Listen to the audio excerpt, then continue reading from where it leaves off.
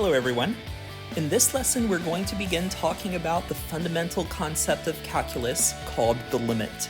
There are two other fundamental concepts of calculus, the derivative and the integral, that we will be exploring later in the course. Before we begin talking about the limit, I do want to look at one little example that is pre-calculus related, and it involves the rational function shown here. The equation of the function graphed to the right is f of x equals 2x squared plus 5x minus 3 all over x squared minus 9. And I notice that the coordinates of the whole in the graph are at -3, 7, 6. So I want us to go back to our knowledge of rational functions from pre-calculus to come up with the different characteristics, such as the horizontal asymptote, the vertical asymptote, the location of the whole, and the x-intercept.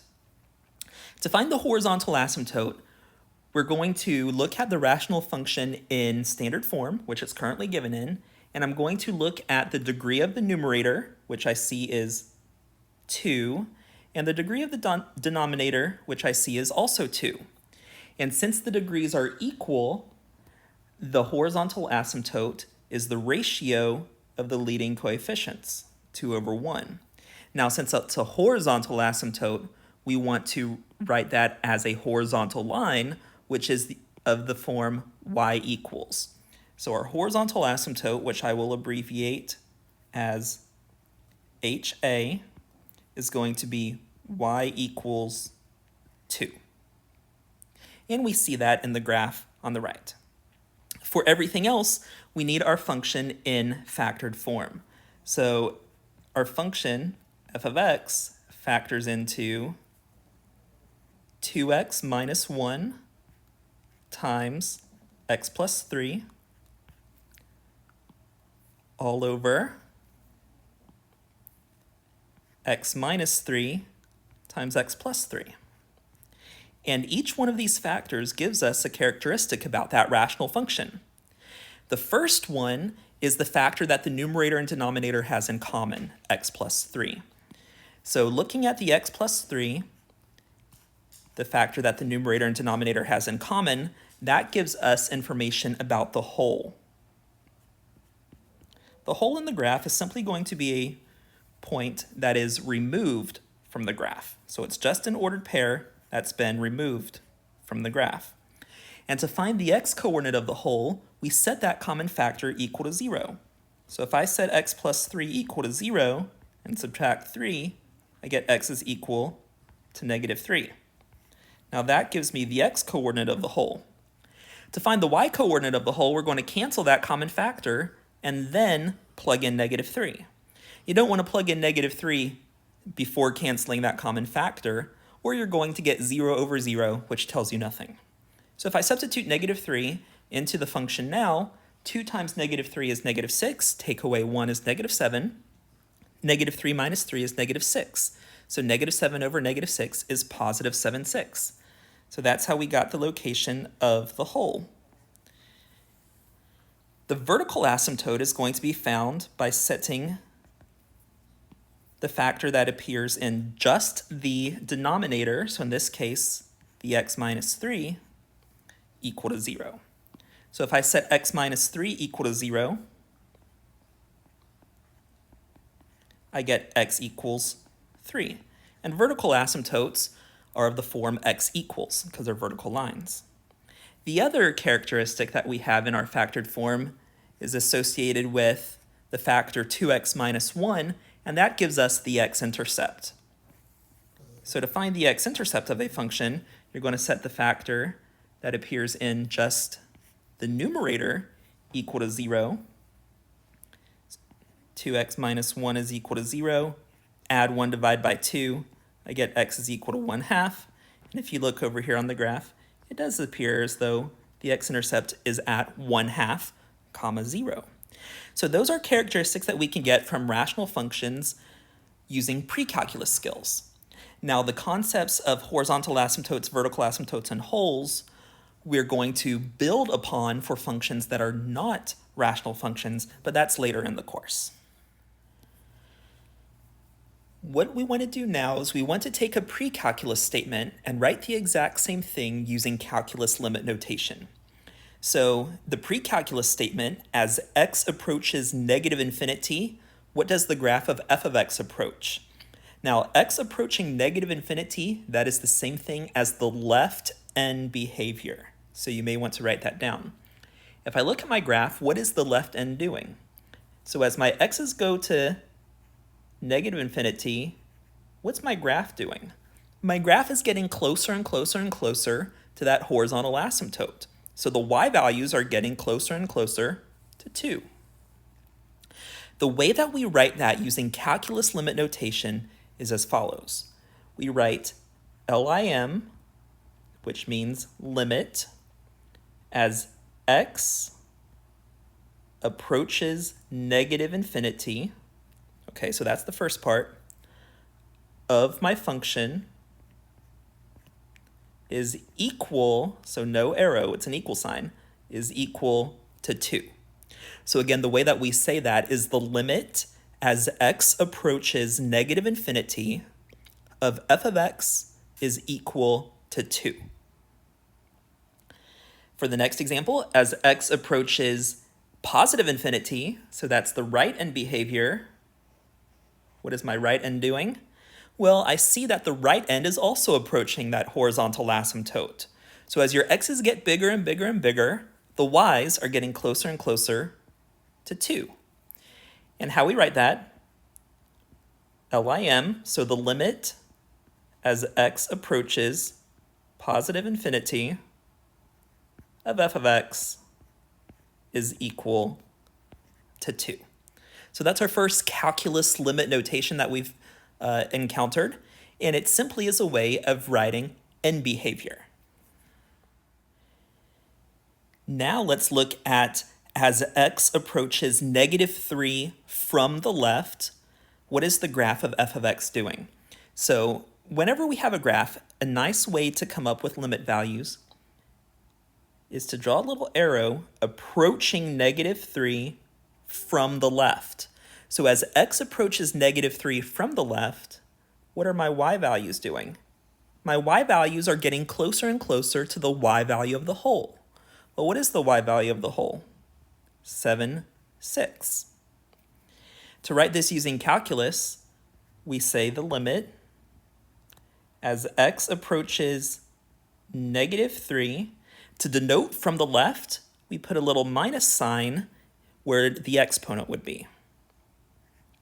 Of f of x is equal to 7 over 6. Now, as x approaches negative 3 from the right, meaning I'm starting on the right side of negative 3 and getting closer to negative 3, so from the right, these little arrows are going to help you so much when you're finding limits from a graph. So as x approaches negative 3 from the right, the graph of f of x, meaning the y values, are again getting closer and closer to 7, 6. Does the graph ever get to 7, 6? No. Okay, so the big idea when it comes to limits is what is the graph approaching, not what does the graph equal. So that's going to be something that we're constantly going to revisit as we talk about limits. The way that we write this, the limit as x approaches negative 3, to denote from the right, we put a plus sign in the exponent position. Of f of x is equal to, again, 7 over 6. As we'll learn later in the lesson, if the left-hand limit, that's what we call the red, is equal to the right-hand limit, which is what we call the blue, then we say the limit exists. All right, so a lot of vocabulary that we're going to encounter as we explore calculus. Let's do another one, but let's talk about the x value of 3. So as x approaches 3 from the left, so I'm going to draw a little arrow on the x-axis and look at the corresponding y values. Well, if I look here, the graph is getting close to that vertical asymptote. But the y values are going down forever, which is negative infinity. So as x approaches 3 from the left, the graph of f of x is approaching negative infinity.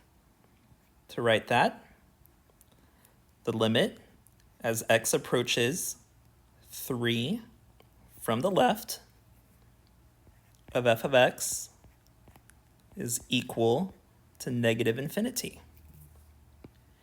Similarly, as x approaches negative 3 from the right, project that arrow onto the graph, the arrow on the graph points to the answer. Well, that arrow's going up forever.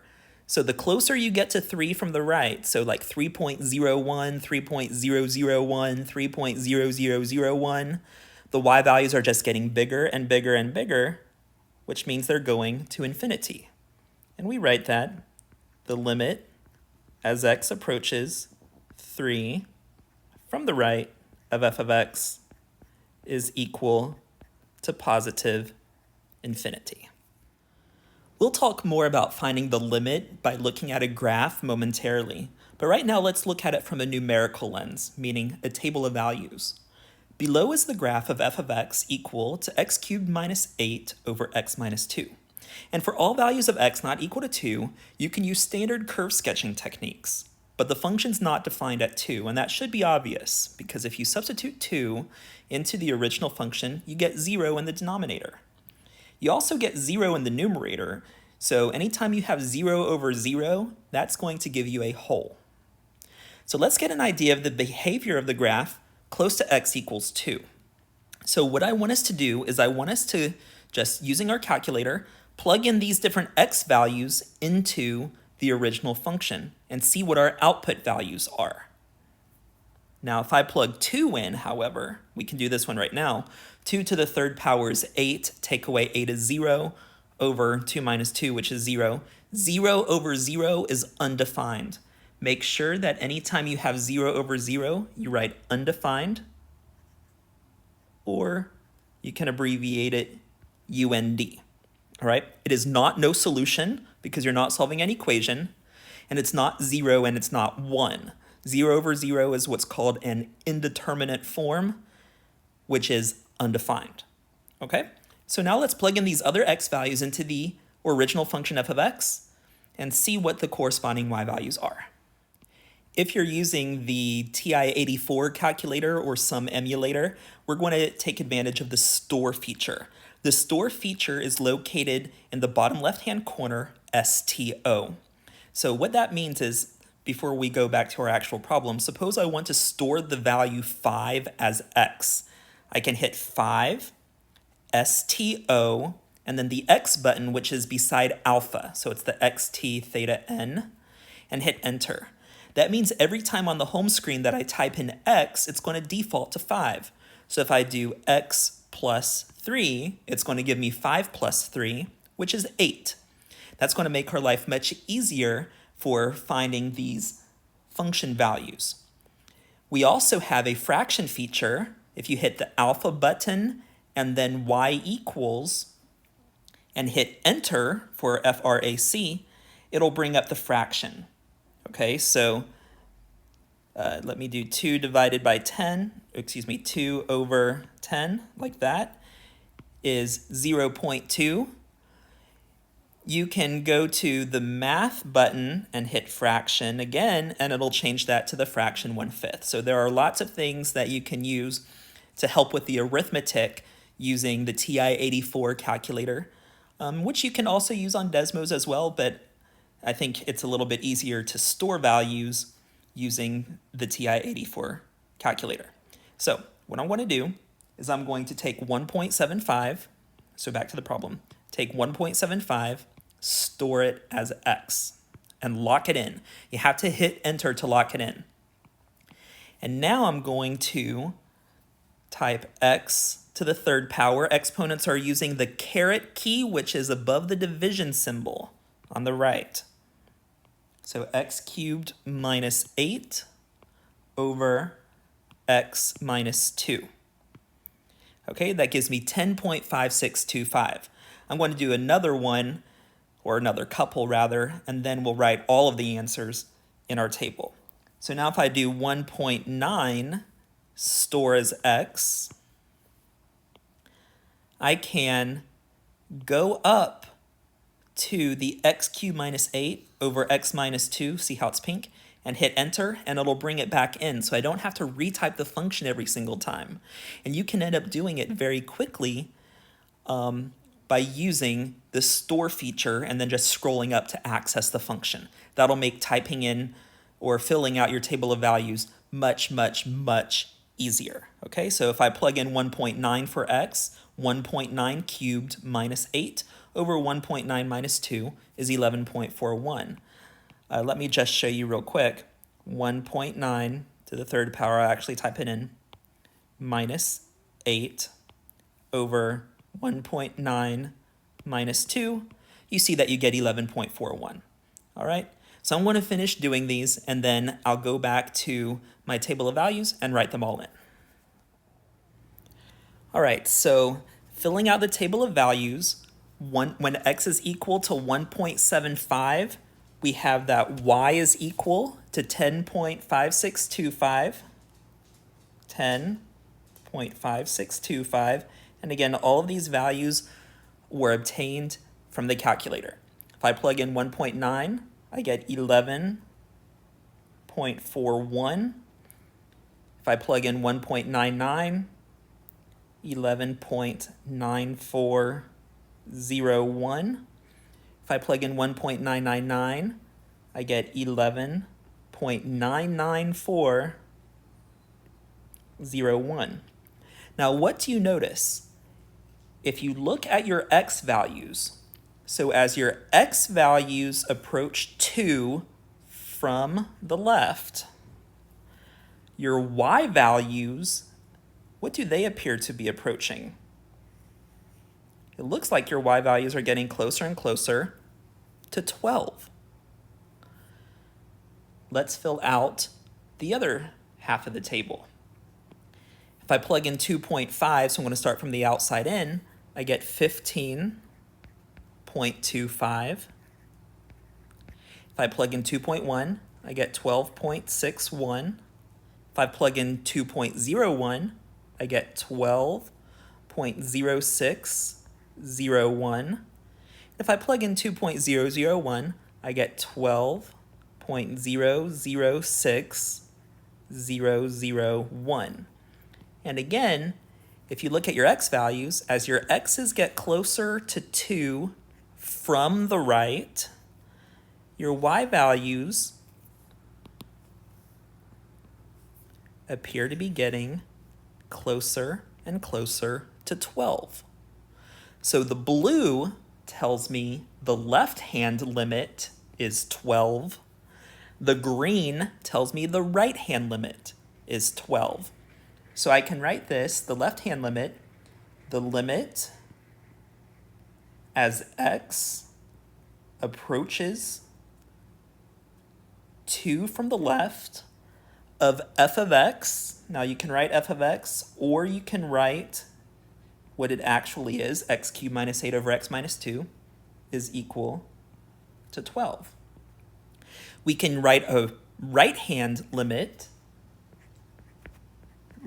as x approaches 2 from the right of f of x is equal to 12.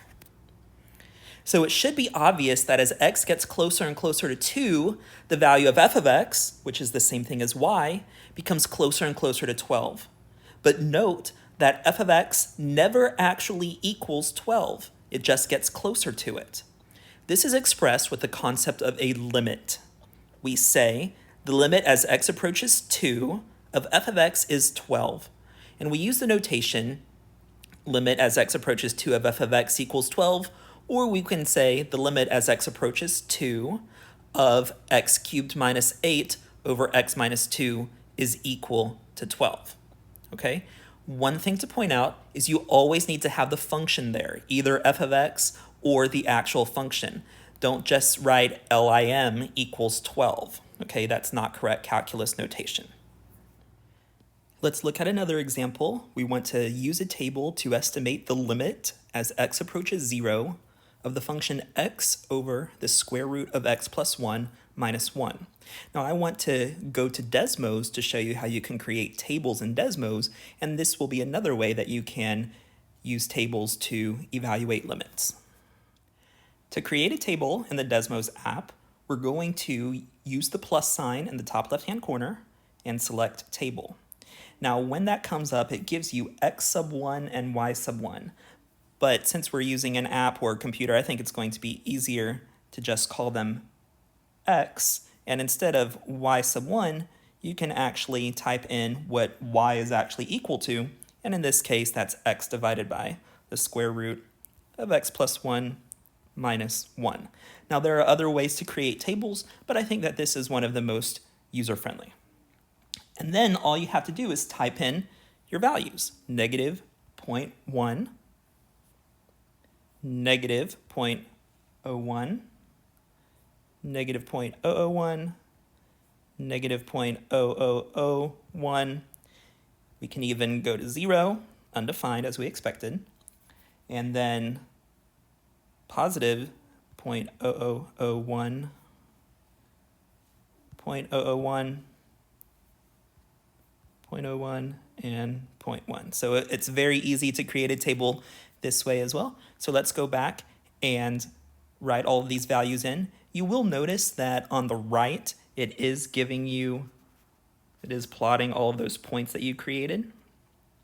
And one thing that you could do if you wanted, you could type y is equal to x over the square root of x plus 1 minus 1, and you'll see that all of those points do lie on that graph. So a lot of useful things that we'll use Desmos for throughout the course. So here's the completed table that we got from Desmos, and now let's analyze it. Looking from the left side of 0, I notice that as my x's get close to 0 from the left, it appears as though my y's are getting closer and closer to 2. So we can come up with a limit statement. The limit as x approaches 0 from the left of x over the square root of x plus 1 minus 1 is equal to 0. Again, that's called the left-hand limit or the left side limit. Looking from the right, as my x's get closer to 0 from the right, my y's appear to be getting closer and closer to 2. So I can create a right side limit or a right-hand limit. The limit as x approaches 0 from the right of x over the square root of x plus 1 minus 1 is equal to 2. And I notice I didn't write 2 there. So that's fixed. Now, one of the important characteristics about limits is that if the left-hand limit equals the right-hand limit, then we say the limit exists and it's that common number. So notice how limits have nothing to do with when x equals 0. Limits have to do as you get close to 0 from the left and close to 0 from the right. So we can answer the question, use a table to estimate. We can say the limit as x approaches 0. So if there's no plus or minus in that location right there, then it is implied both directions. X over the square root of x plus 1 minus 1 is equal to 2. In this example, we want to use a table to estimate the limit as x approaches 0 of e to the x minus 1 all over x.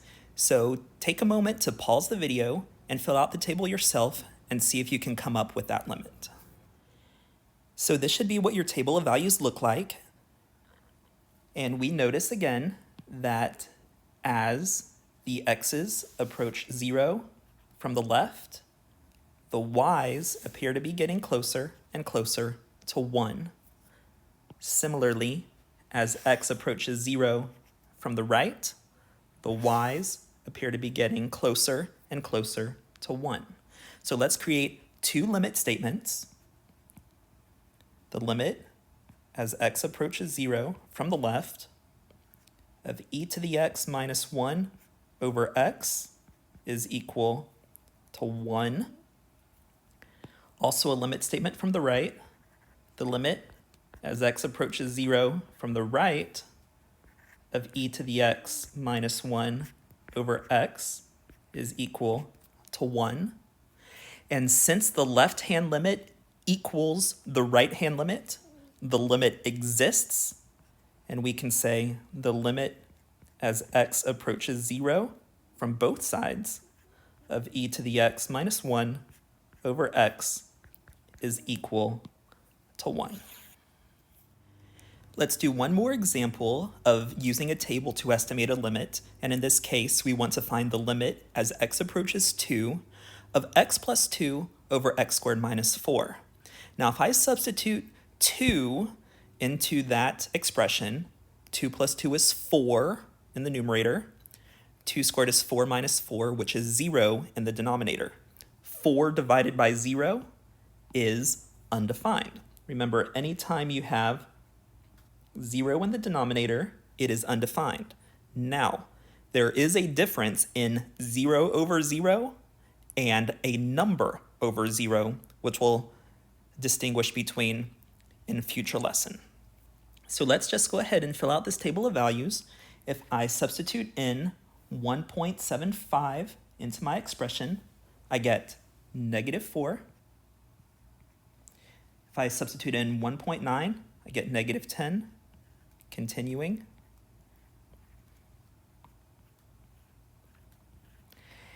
And what does it appear to be doing on the left side of 0?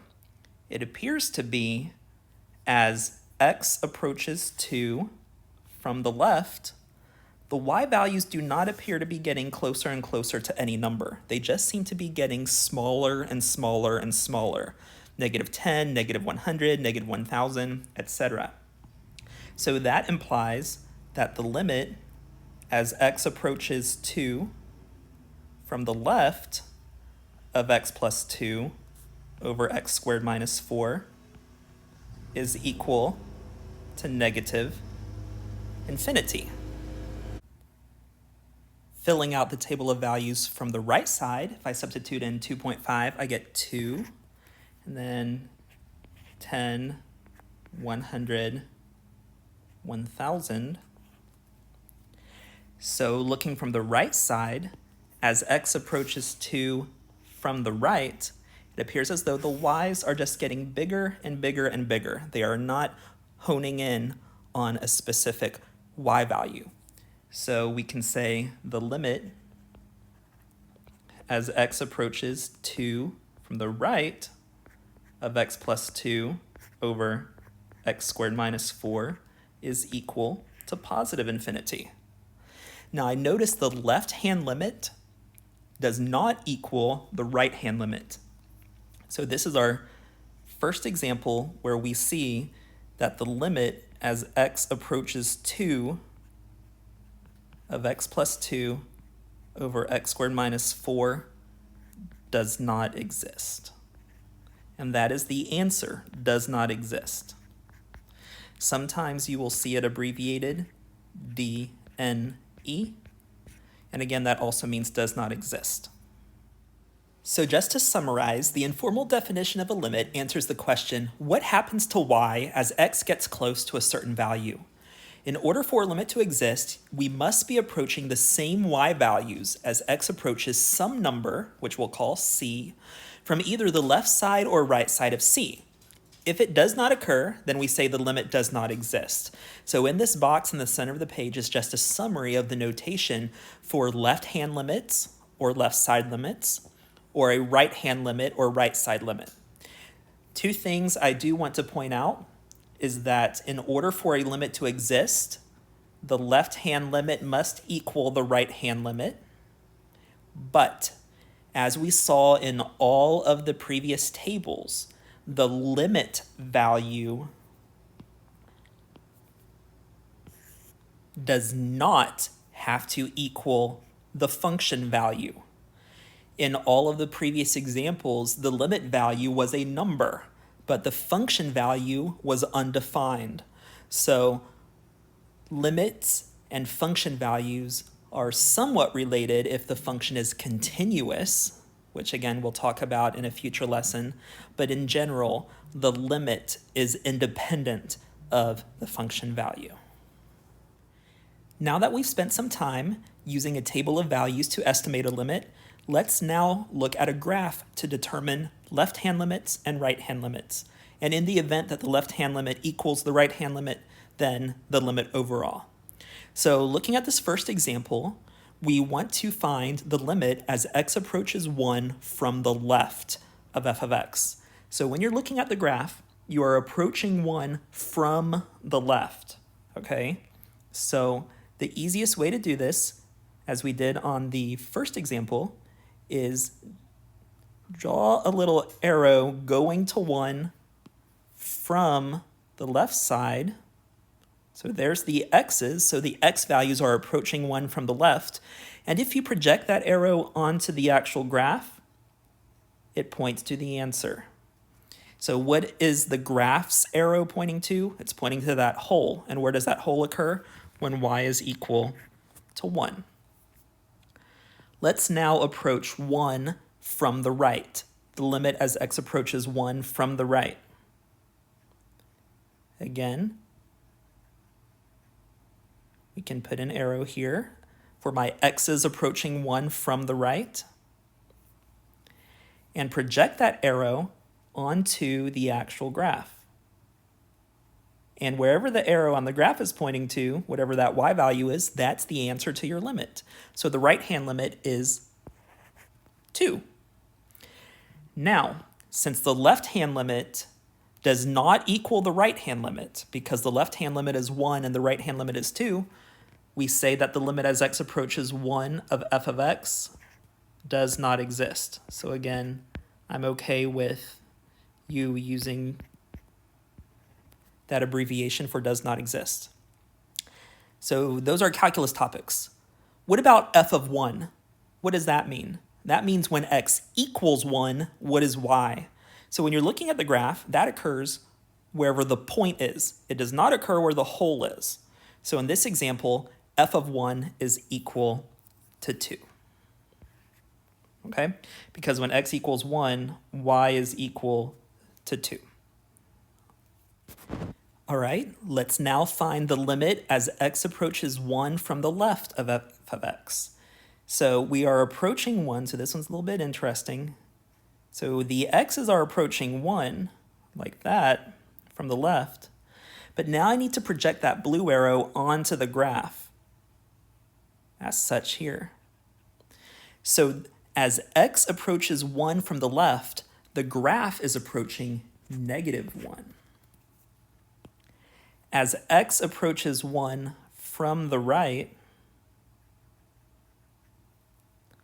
the corresponding graph, project that green arrow onto the graph.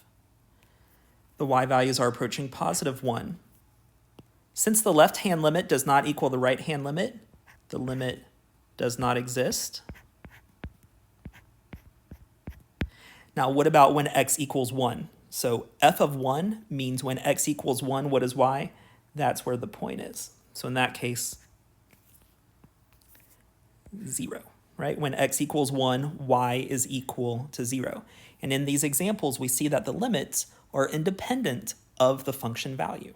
In this example, we're concerned about what happens around x equals 2. So the limit as x approaches 2 from the left of f of x. So here's x approaching 2 from the left. The corresponding y values highlighted on that graph are going down forever. So the limit as x approaches 2 from the left of f of x is -infinity. The limit as x approaches 2 from the right, so project that green arrow onto your graph. The y values go up forever. So the limit as x approaches 2 from the right of f of x is +infinity. Since the left-hand limit does not equal the right-hand limit, again, we say that the limit does not exist. And when looking at x equal to 2, I do not see any point for x equal to 2. So there is no y value. If there's no y value, we say undefined. Now be very careful. This vocabulary is important. If there's no value for a limit, then the limit does not exist. If there's no function value, meaning no y value, then we say undefined. Do not accidentally mix the two. Also, since we are not solving an equation, do not say no solution. So again, for limits, if there's no value, they do not exist. If there's no function value, then we say undefined. Here, let's find the limit as x approaches -2 from the left. So x approaches -2 from the left. Remember, we're not concerned about what that arrow is pointing to. We want to project it on the graph. We see that as x gets closer to -2 from the left, the y's are going down forever, -infinity. As x approaches -2 from the right, project that arrow onto the graph, down to -infinity. The left-hand limit is -infinity, the right-hand limit's -infinity, so we will say that the limit is -infinity. The limit as x approaches -2 of f of x is -infinity. Now what about when x equals -2? When x equals -2, y is equal to 0. So f of -2 is 0. In this example, we want to sketch a graph that satisfies each of the conditions. So there are two separate problems here. In the first one, we want at some x value a, we want f of a to be undefined.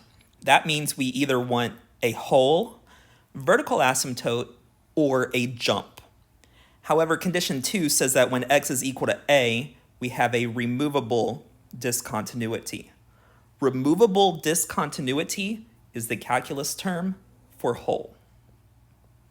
All right, so whenever you hear that, you know we're talking about a hole.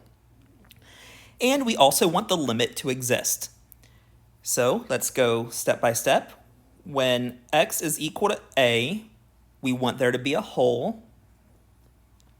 And it says we want the limit to exist. So how about a graph that looks like that? Let's make sure all three conditions are satisfied. F of a is undefined, meaning when x is equal to a, there is no y value. Check. The second condition says that we have to have a hole, which we do. And what about the limit? Well, as x approaches a from the left side, the graph approaches whatever this y value is. When x approaches a from the right side, the graph approaches, again, whatever that y value is. So the limit does exist. All three conditions check out. In the next example, again, we want it to be undefined, but we want there to be a jump discontinuity. And we want the limit not to exist. So let's pick some value of a. Doesn't matter where you pick it. We want a jump discontinuity. So a jump discontinuity means you have two pieces of graph, something that might look like this. F of a is still undefined, meaning when x equals a, there is no y value. Okay, so if I say when x equals a, what is y? You cannot tell me. Jump discontinuity means you have two separate pieces, and the limit does not exist. Now let's look at that. As x approaches a from the left, the corresponding graph approaches this y value, but as x approaches a from the right, the corresponding graph approaches that y value. So the limit does not exist.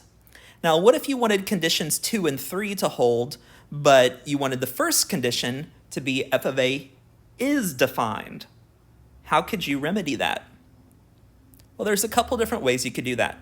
You could fill in one of the holes, like that. So if I say when x equals a, what is y? It would be whatever the y value is of that point. Or I could put a point elsewhere, like that. All right, so there are ways to make a function defined by placing the y value someplace else. In both cases, you do want to be mindful that you still have a function though. Okay, so when you are creating these, make sure that your graphs still pass the vertical line test. You don't want to be working with graphs that do not pass the vertical line test if you're asked to sketch the graph of a function. All right, so one more example with graphing. the limit as x approaches negative 3 from the left of f of x. So again, I think that these arrows help you out so much. If you draw your x approaching negative 3 from the left, so there's negative 3, approach negative 3 from the left, and then project that arrow onto the graph, I see that we are going up to positive infinity. In the next one, when we see the limit as x approaches negative 3 without the plus or minus, that means we have to look at both directions. Well, I already know the limit as x approaches negative 3 from the left. What about the limit as x approaches negative 3 from the right? The limit as x approaches negative 3 from the right, project that arrow, I get negative infinity. And since the left-hand limit does not equal the right-hand limit, here we say the limit does not exist. What about the limit as x approaches 2? So let's go over to x equal to 2. As x approaches 2 from the left, project that arrow, I get 1. As x approaches 2 from the right, project that arrow, I get 6. See how those arrows are not pointing to the same y value on the graph? Since the left-hand limit does not equal the right-hand limit, again, the limit does not exist. The limit as x approaches negative 5, so we need to look at both directions. From the left of negative 5, project that blue arrow onto the graph. The graph is approaching 4. From the right of negative 5, the corresponding graph is approaching 4. So since the left-hand limit and right-hand limit equal, the limit as x approaches negative 5 of f of x is equal to 4. What about the limit as x approaches 2 from the left? As x approaches 2 from the left, the graph is approaching the y value of 1. And what about the limit as x approaches negative infinity?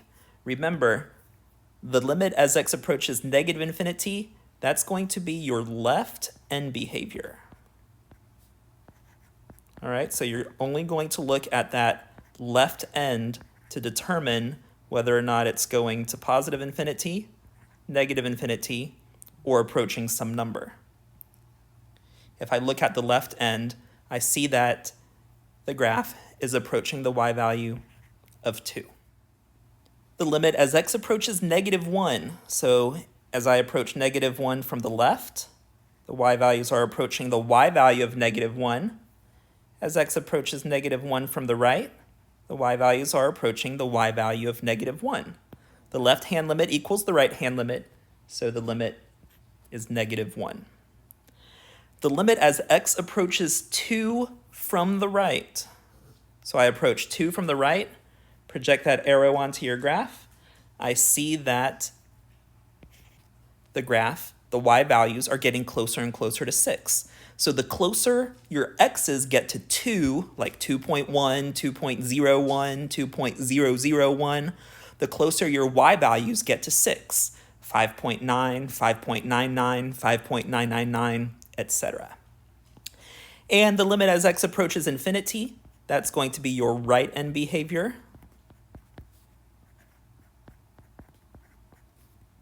So if I look at the right end, I see that it is not approaching any y value. That arrow indicates that it's just going up forever, meaning the limit as x approaches infinity of f of x is positive infinity. How about you pause the video for a moment and fill out the limits and function values for this final example, and then start the video back up and we can go over it. F of 2 means when x is equal to 2, what is y? So you're looking for the point. So when x equals 2, y is equal to negative 1. F of negative 1 says when x equals negative 1, what is y? In that case, 4. Remember, function values are where the points are. Now let's do the limit. The limit as x approaches 4 from the left. The limit as x approaches 4 from the left. project that arrow, I get the y value of 3. The limit as x approaches 4 from the right, so let me approach 4 from the right, project that corresponding arrow onto the graph, I get the y value of 3. The limit as x approaches 2 from the right, so I approach 2 from the right, project that arrow, the graph is approaching 1.